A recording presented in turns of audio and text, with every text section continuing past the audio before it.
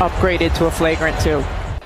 The defensive foul on Dejanay Carrington has been upgraded to a flagrant foul, penalty 2. Since there's wind-up, impact, and follow-through, high potential for injury, players in a vulnerable position. Since the basket was successful, Sophie Cunningham will receive 2 free throws to make 1. There's wind-up, there's follow-through, there's potential for injury, the player's in a vulnerable position.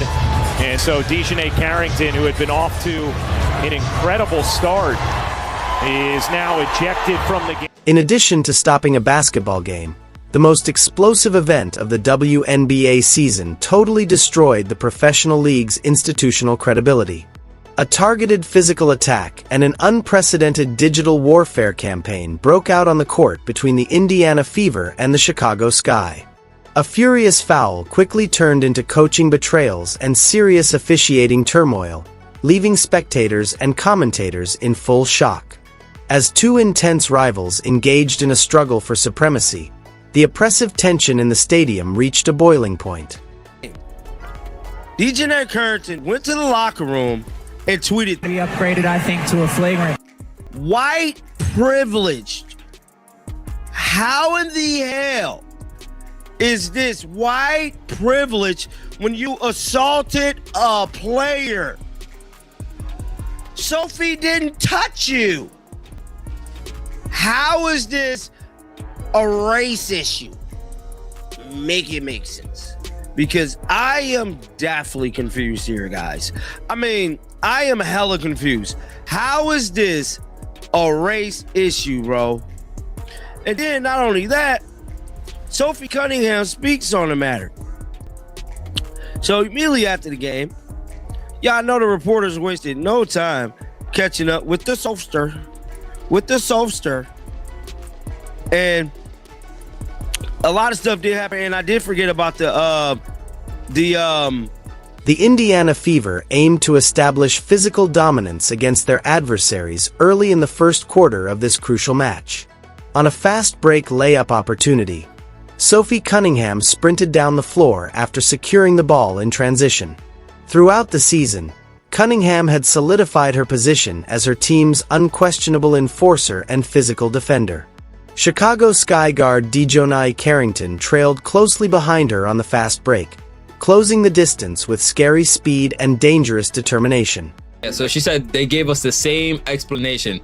And when you mix that in with what the referee said even transpired in the first place, once again. Yeah, she intentionally seeked out the official. Caitlyn Clark intentionally seeked out an official and used You were backwards to them. Did you even know they were there in that moment? And through the forearm. And through a forearm. So Caitlyn intentionally, that's a wild accusation, by the way, not accidentally, intentionally ran in and seeked out an official and threw a forearm, when you can clearly see in real time that Caitlyn Clark was literally hip bumped by Natasha Howard while she was mobile. You guys know when you're running, you are in a vulnerable position. Any slight push or anything can really exaggerate your trajectory and where you're headed. So clearly was a foul. Like, was not called. How is that a forearm extension? Can somebody please let me know, how is this a forearm extension? So clearly was How is this a forearm extension? Is this a forearm extension to you guys? If anything, that's a backhand extension. But this referee wouldn't know that. I'm telling you, man, this target on CeCe's back is clear as day. But anyways, Caitlyn Clark already knew what was going on. As I said, she was a little too confident right here. President Clark, somebody must have told her something. This was my reaction to it. I'm on the bottom right, if you can't tell. Another technical foul. I know that can lead to another suspension. Of course, Kelsey laughing. Thoughts on what happened? She said I ran into her. I've already watched it on the tape, so we'll let the league decide, but it wasn't intentional or anything. So I'm hoping it's getting rescinded, Holly. And nothing was said. Nothing was said. I'll see. She said it wasn't intentional. Carrington struck Cunningham's head and neck with full force as he rose toward the hoop to complete the play. Cunningham's layup fell through the net, but the impact violently pushed her out of midair and slammed her hard against the hardwood court. At this precise time, conventional athletic play devolved into perilous anarchy. Everyone there was stunned by the impact's ferocity, and the arena as a whole froze in shock. I hope she's done at the end of this season. I can't believe, I don't care if Dejanay Carrington played for you in the past.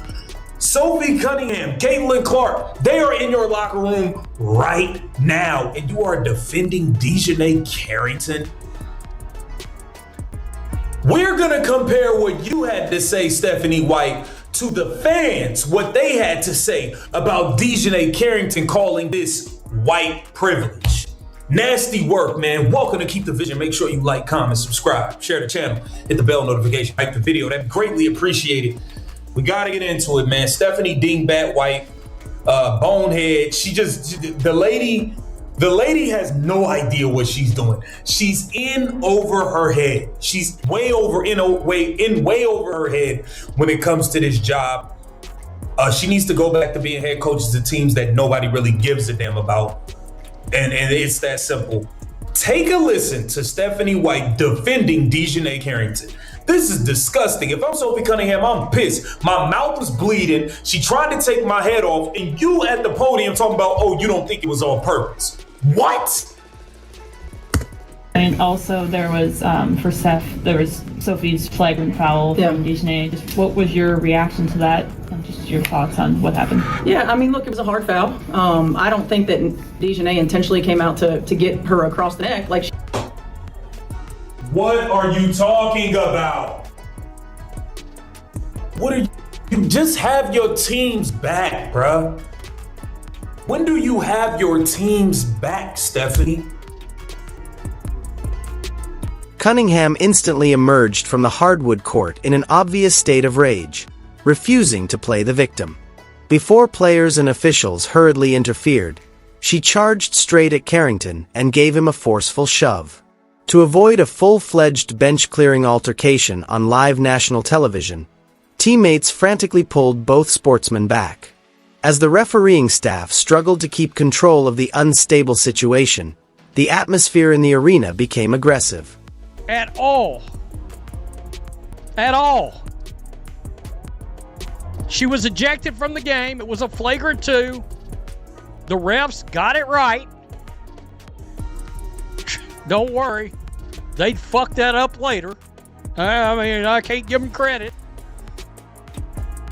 How about this, folks? This is me, yours truly.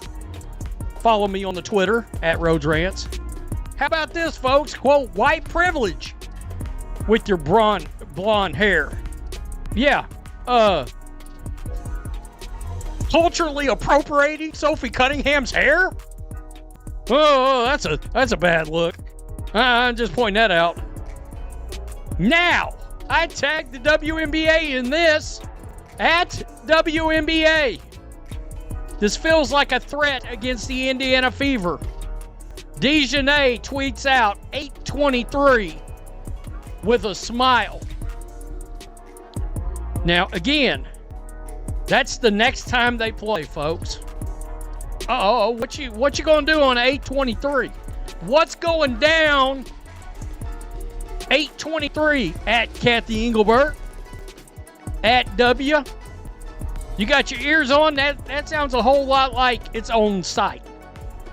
Its own site.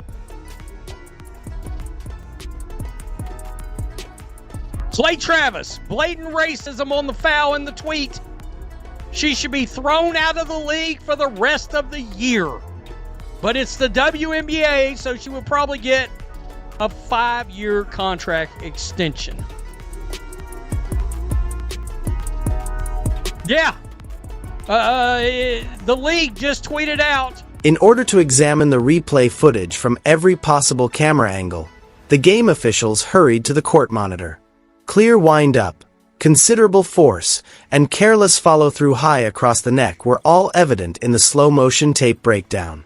Carrington was immediately ejected from the game as the officiating staff formally escalated the call to a flagrant foul. They led Carrington to the dressing room. Just minutes after entering the locker room, Carrington elevated the argument into a full-fledged digital dispute, as the tense mood in the arena persisted.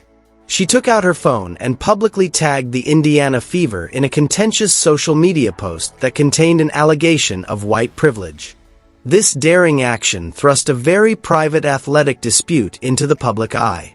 An on-court flagrant foul turned into a significant media frenzy thanks to the instantaneous online publishing. Cunningham discussed the event and denied that the hit was just a typical basketball play at his post-game media appearance. She said she thought Carrington's foul was needless and deliberate. Despite not having a personal relationship with Carrington, Cunningham expressed her suspicion that her opponent was holding grudges. She made it clear that she would never back down from an attack on the court. A shocking turn of events occurred at the press podium just as the Indiana Fever organization was supposed to unite and protect their seasoned player. Some members of Stephanie White's locker room and support base were taken aback by her post-game remarks. Coach White presented an alternative analysis of the rival player's motivations while standing in front of reporters. Her remarks seemed to minimize the seriousness of the contact that her own player had just experienced. Although Coach White admitted that it was a hard foul, she stated that she did not think Carrington deliberately struck Cunningham in the neck. According to the head coach, the contact was unintentional. This unexpected position provoked discussion on whether the incident had been perceived too harshly or too leniently, even if it agreed with the official's blatantly immoral decision. As the head coach seemed to provide a more considered evaluation of the opponent's activities, players and supporters responded angrily. Coach White's news conference's internal optics sparked debate among the team's supporters. When a head coach's own player is engaged in a contentious collision during a fast break, analysts questioned how the coach should react.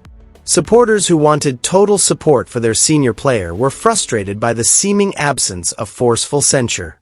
An already complex scenario was made more complex by Coach White's contentious remarks. During his post-game appearance, Chicago Sky head coach Tyler Marsh made an effort to avoid the escalating controversy. He insisted that Carrington was only trying to make a genuine play on the ball and claimed not to have watched a replay of the incident. Marsh said that he was only learning about Carrington's social media post and will take care of it internally when questioned about it. As public scrutiny grew and the conflict between Cunningham and Carrington dominated headlines, his evasive responses left important concerns unresolved. The physical conditions on the floor were another point of contention for the game officials. As the Fever battled to hold onto a slim lead in the third quarter, referees got involved in yet another contentious incident involving starlet Caitlyn Clark. Some teammates and onlookers were taken aback when Clark was called for a technical foul. The call revealed an officiating crew that seemed to be under a lot of stress. Clark was knocked out of bounds while running at a fast speed by rival player Natasha Howard, which led to the contentious technical foul. Clark was knocked off balance by the impact and headed for an official who was standing close to the sidelines. Replays seemed to indicate that the momentum from the previous defensive hit affected Clark's contact with the official. The referee penalized Clark for making contact with an official in spite of the video proof that was available. The Indiana Fever and their star player faced serious consequences as a result of this infraction. It was Clark's 8th technical foul of the regular season. 8 technical fouls can result in an automatic 1-game suspension, subject to the league's review procedure. As a result, the decision put one of the biggest draws in women's basketball at risk of missing her team's next game. All of a sudden, the league had to deal with a serious PR problem. The biggest name in the sport was suspended due to a contentious officiating decision, which could further erode fan trust in league management. As TV replays again stoked controversy over Clark's involvement, incensed viewers called for a review. The outcome of Indiana's valiant victory was in danger of being overshadowed by the officiating issue. During her post-game TV interview, Caitlyn Clark showed poise. She calmly clarified that the referee had perceived her interaction with the official as intentional. After watching the action, Clark said she was sure the league office would assess the issue accurately.